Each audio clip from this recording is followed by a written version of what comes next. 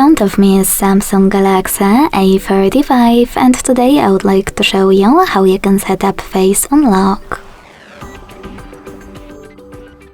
Begin by opening Settings and scrolling down to access Security and Privacy. Then scroll down again to tap on Biometrics. Finally, select Face Recognition at the top and enter your current login method.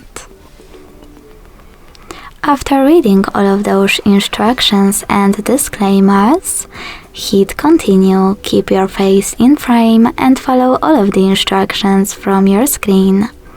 Wait for 100% mark. Then manage all of those options however you want to, and when you're finished, go back. So when I switch off my screen and turn it back on, I can see that Face Unlock is working properly. Thanks so much for watching. If you enjoyed this video, don't forget to leave a like, comment and subscribe. Bye!